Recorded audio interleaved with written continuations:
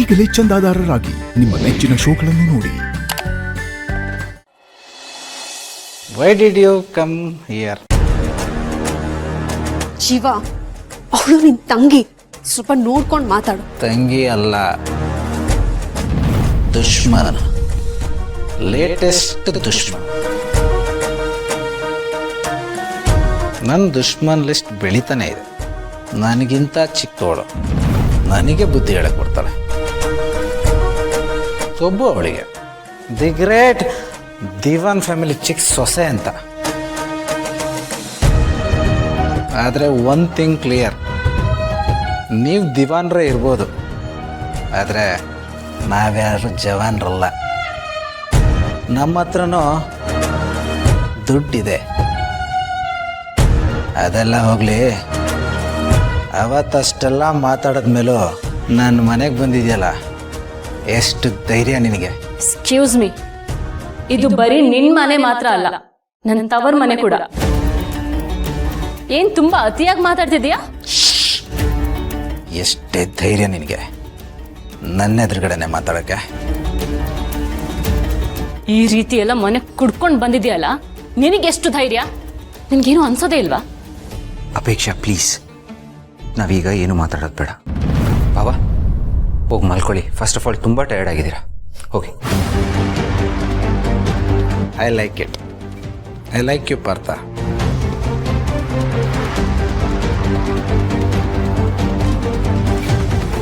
ಪಾರ್ಥ, ಸೀನಿಯರ್ಸಿಗೆ ಹೇಗೆ ಗೌರವ ಕೊಡಬೇಕು ಅಂತ ನಿಮ್ಮ ಹೆಂಡತಿಗೆ ಹೇಳ್ಕೊಡಿ. ಸರಿ ಬಾಬಾ, ನಾನು ಹೇಳ್ತೀನಿ, ನೀವು ಹೋಗಿ ಮಲ್ಕೊಳ್ಳಿ. Good night.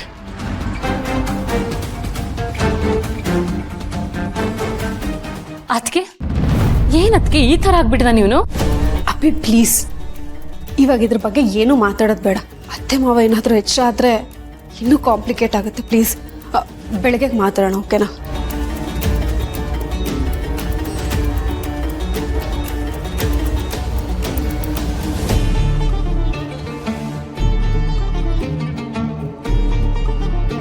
ಅಂದ್ರೆ ಅಣ್ಣ ಈ ರೀತಿ ಬದಲಾಗಿದ್ದಾನ?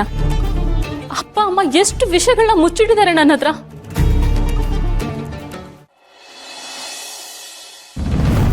ಹೂವ ರೋಜಾ ಹೂವ ಹೂವ ಹೂವ ನನ್ನ ಜೀವ.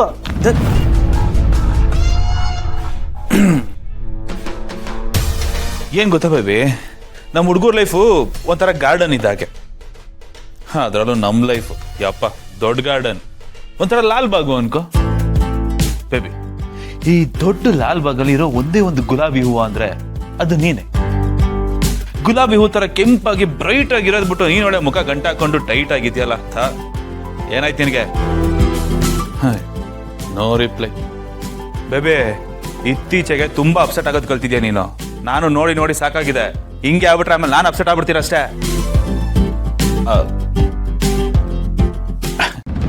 ಹಂಗಲ್ಲ ಬೇಬಿ, ಕಾರಣ ಏನು ಅಂತ ನಾದ್ರು ಹೇಳ್ಬಿಟ್ಟು ಅಪ್ಸೆಟ್ ಆಗ್ಬೇಕಲ್ವಾ? ಏನು ಏನಾಯ್ತು ನಿನಗೆ? ಏನು ಆಗ್ತಿಲ್ವಲ್ಲ ಅನ್ನೋದೇ ನನ್ನ ಬೇಜಾರು. ಎಷ್ಟು ದಿನದಿಂದ ಹೇಳ್ತಾ ಇದ್ದೀನಿ ನಾವು ಮದುವೆ ಆಗೋಣ ಅಂತ, ಬಟ್ ನೀವು ಅದನ್ನು ಸೀರಿಯಸ್ ಆಗಿ ಕನ್ಸಿಡರೇ ಮಾಡ್ತಿಲ್ಲ. ಮಾಡಿದಿದ್ರೆ ಇಷ್ಟೊತ್ತಿಗೆ ನಮ್ಮ ಮದುವೆ ಆಗಿರೋದು. ನನ್ನ ಸೆಂಟಿಮೆಂಟ್ ನಿಮಗೆ ಯಾಕೆ ಅರ್ಥ ಆಗ್ತಾ ಇಲ್ಲ ಜೈ? ಇನ್ನೇನು ಮದುವೆ ಆಗೋಯ್ತು ಅನ್ನೋ ಅಷ್ಟರಲ್ಲಿ ನಮ್ಮ ಮದುವೆ ಕ್ಯಾನ್ಸಲ್ ಆಯಿತು. ಅದರಿಂದ ನನಗೆ ಎಷ್ಟು ಹರ್ಟ್ ಆಗ್ತಿದೆ ಗೊತ್ತಾ? ನನ್ನ ಬಗ್ಗೆ ನಿಮಗೆ ಸ್ವಲ್ಪನೂ ಇಷ್ಟು ಕನಿಕರ ಇಲ್ಲ ಅಲ್ವಾ? ಇಷ್ಟು ಯಾವನ್ ಹೇಳಿದ್ದಿಲ್ಲ ಅಂತ? ನಮಗೆ ಜಾಸ್ತಿನೇ ಇದೆ. ಹೌದು ಇದೆ. ಇದ್ದಿದ್ರೆ ನೀವ್ಯಾಕೆ ಹೀಗಿರ್ತಾ ಇದ್ರಿ? ಯಾವತ್ತೂ ನನ್ನ ಮದುವೆ ಆಗಿರ್ತಾ ಇದ್ರಿ. ಯಾಕೆ ಹೀಗೆ ಮಾಡ್ತಾ ಇದ್ದೀರಾ? ಯಾಕೆ ನನಗೆ ಇಷ್ಟೊಂದು ಅಯ್ಯೋ ಅನ್ನಿಸ್ತಾ ಇದ್ದೀರಾ? ಅಟ್ಲೀಸ್ಟ್ ಪುರೋಹಿತ್ರ ಹತ್ರ ಮಾತಾಡಿದ್ದೀನಿ, ಮದುವೆ ಯಾವಾಗ ಅಂತ ಹೇಳ್ತೀನಿ ಅಂತ ಹೇಳಿದ್ರು ನನಗೆಷ್ಟು ಸಮಾಧಾನ ಆಗಿರ್ತಾ ಇತ್ತು ಗೊತ್ತಾ? ಬದಲಿಗೆ ಮದುವೆ ಬೇಡ ಅಂತ ಹೇಳ್ತೀರಾ. ನನಗೆಷ್ಟು ಬೇಜಾರಾಗುತ್ತೆ ಅಂತ ಗೊತ್ತಿದ್ರು ತಿರ್ಗಾ ಅದನ್ನೇ ಹೇಳ್ತೀರಾ. ಆಮೇಲೆ ಅವಳ ಕತೆನ ಮುಗಿಸಿದ್ಮೇಲೆ ಮದುವೆ ಆಗೋಣ ಅಂತ ಹೇಳ್ತೀರಾ. ಅದನ್ನು ಕೇಳಿದ್ರೆ ನನಗೆ ಎಷ್ಟು ಹರ್ಟ್ ಆಗುತ್ತೆ ಗೊತ್ತಾ? ನನಗೂ ಮನಸ್ಸಿದೆ ಅಲ್ವಾ ಜೈ? ಎಲ್ಲರೂ ಥರ ಇರಬೇಕು ಅಂತ ನನಗೂ ಆಸೆ ಇರುತ್ತಲ್ವಾ? ಆ ಥರ ಆಸೆ ಪಡೋದು ತಪ್ಪ ಹೇಳಿ? ತಪ್ಪು ಅಂತ ನಾನೆಲ್ಲ ಹೇಳಿದೆ ಬೇಬಿ. ಈಗ ನೀನು ಫಸ್ಟ್ ಆಫ್ ಆಲ್ ಯಾಕೆ ಇಷ್ಟೊಂದು ಬೇಜಾರಾಗಿದ್ಯಾ? ಏನೋ ನಾನು ನಿನ್ನ ಬಿಟ್ಟು ಬೇರೆಯವಳಿಂದ ಹೋಗಿದ್ದೀನಿ ಅನ್ನೋ ಥರ. ಇಷ್ಟು ಮಾತಾಡೋ ಅವಶ್ಯಕತೆ ಏನಿದೆ? ನೀವು ನನ್ನನ್ನು ನೆಗ್ಲೆಕ್ಟ್ ಮಾಡ್ತಾ ಇದ್ದೀರಾ. ನಿಮ್ಮ ಹೆಂಡತಿಗೆ ಜಾಸ್ತಿ ಇಂಪಾರ್ಟೆನ್ಸ್ ಕೊಡ್ತಾ ಇದ್ದೀರಾ. ಅದು ನನಗೆ ಎಷ್ಟು ಹರ್ಟ್ ಆಗ್ತಿದೆ ಗೊತ್ತಾ? ಬೇಬಿ ಈಗ ಯಾಕೆ ಅವಳ ವಿಷಯ ತೆಗಿತಾ ಇದೆಯಾ? ಬೇಬಿ ಅವಳು ನನಗೆ ಹೆಂಡ್ತಿನೇ ಆಗಿರಬಹುದು, ತರ ಅಷ್ಟೇನೆ. ಆದರೆ ಒಂದು ಹೆಂಡ್ತಿಗೆ ತೋರಿಸ್ಬೇಕಾಗಿರೋ ಲವ್, ಕೇರ್, ಕನ್ಸರ್ನ್ ಅದನ್ನೆಲ್ಲ ನಾನು ನಿನಗೆ ತೋರಿಸ್ತಾ ಇದ್ದೀನಿ ಬೇಬಿ. ಲೆಕ್ಕ ನೀನು ನಂಗೆ ನಿಜವಾದ ಹೆಂಡ್ತಿ. ಇದೆಲ್ಲ ಬರೀ ಮಾತಲ್ಲಷ್ಟೇ. ಅಷ್ಟಿದ್ದಿದ್ರೆ ನನ್ನ ಹೆಂಡತಿ ಮಾಡ್ಕೋಬೇಕಿತ್ತು, ಬೇಗ ನನ್ನ ಮದುವೆ ಆಗಬೇಕಿತ್ತು. ಯಾಕೆ ಆಗ್ತಿಲ್ಲ? ಯಾಕೆ ಹೇಳಿ? ನಿಮ್ಗದು ಬೇಕಿಲ್ಲ. ಜೈ, ನಾನಾದರೂ ಎಷ್ಟು ದಿನ ಅಂತ ಮದುವೆ ಆಗದೆ ನಿಮ್ಮ ಜೊತೆ ಹೀಗೆ ಇರಲಿ ಹೇಳಿ? ಇದನ್ನೆಲ್ಲ ನೆನೆಸ್ಕೊಂಡ್ರೆ ಒಂದ್ಸಲ ಎಷ್ಟು ಹರ್ಟ್ ಆಗುತ್ತೆ ಗೊತ್ತಾ? ಎಲ್ಲಾದರೂ ಹೋಗಿ ಸತ್ತೋಗೋಣ ಅಂತ ಅನ್ಸುತ್ತೆ. ಅಷ್ಟು ಹರ್ಟ್ ಆಗುತ್ತೆ ನನಗೆ. ನಿಜ ಜೈ, ನೀವೇನಾದರೂ ನನ್ನನ್ನು ಮದುವೆ ಆಗಿಲ್ಲ ಅಂದರೆ ನಾನು ಸತ್ತೋಗ್ಬಿಡ್ತೀನಿ ಅಷ್ಟೇ. ಬೇಬಿ ಏನ್ ಮಾತಾಡ್ತಾ ಇದೀಯಾ?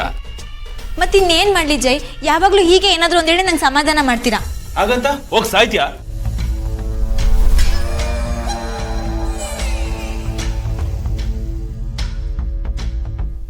ಬೇಬಿ ಯಾಕೆ ಹೀಗೆಲ್ಲ ಮಾತಾಡ್ತೀಯಾ? ಈ ಭಾಗ್ಯಕ್ಕ ನಾವಿಬ್ರು ಲವ್ ಮಾಡಿದ್ದು? ನೀನು ಸಾಯೋದಕ್ಕ? ನೀನು ಸಾಯ್ಬೇಕು ತಾನೆ? ಸರಿ ನಡಿ, ಜೊತೆಲೇ ಬರ್ತೀನಿ ನಾನು, ಇಬ್ರು ಒಟ್ಟಿಗೆ ಸಾಯೋಣ. ಏನು ನೋಡ್ತಾ ಇದೀಯಾ? ನಿನ್ನ ಕಂಪ್ಲೇಂಟ್ ಏನು? ನಾವಿಬ್ರು ಒಂದಾಗಕ್ಕಾಗ್ತಿಲ್ಲ, ಮದುವೆ ಆಗಕ್ಕಾಗ್ತಿಲ್ಲ ಅಂತ ತಾನೆ? ಬಾ ಸಾಯೋಣ, ಸತ್ಮೇಲಾದ್ರೂ ಒಂದಾಗ್ತೀವಲ್ಲ, ಅವಾಗ ಗೊತ್ತಾಗುತ್ತೆ ನಿನಗೆ ನನ್ನ ಪ್ರೀತಿ ಎಷ್ಟು ಸ್ಟ್ರಾಂಗ್ ಅಂತ. ನನಗೆ ನಂದೇ ಅಂತ ಒಂದಷ್ಟು ಸಮಸ್ಯೆಗಳಿದ್ದಾವೆ, ಅದು ಸಾಲ್ವ್ ಆಗಬೇಕು. ಸಾಲ್ವ್ ಆದ್ರೇ ನನ್ನ ನಿನ್ನ ಮದುವೆ ಕೆಲಸ ಸಲೀಸಾಗೋದು. ಪ್ಲೀಸ್ ನಂಗೆ ಸ್ವಲ್ಪ ಟೈಮ್ ಬೇಕು, ಟೈಮ್ ಕೊಡು. ಇನ್ನೂ ಎಷ್ಟು ದಿನ ಜೈ? ನಾನಂತೂ ತುಂಬಾನೇ ಕಾದಿದ್ದೀನಿ. ನಾಳೆ ಹೇಳ್ತೀನಿ ಬೇಕು. ಯಾವಾಗಲೂ ಇದನ್ನೇ ಹೇಳ್ತೀರಾ. ನನಗೆ ಸಾಯೋದಕ್ಕೂ ಬಿಡ್ತಿಲ್ಲ, ಈ ಕಡೆ ಖುಷಿಯಾಗಿ ಬದುಕೋದಕ್ಕೂ ಬಿಡ್ತಿಲ್ಲ. ಹೀಗಾದರೆ ನಾನಾದರೂ ಏನು ಮಾಡಲಿ ಜೈ ಹೇಳಿ? ಥೂ, ಏನಪ್ಪ ಮಾಡಲಿ ಈಗ? ಒಳ್ಳೆ ಕಷ್ಟಕ್ಕೆ ಬಂತಲ್ಲ.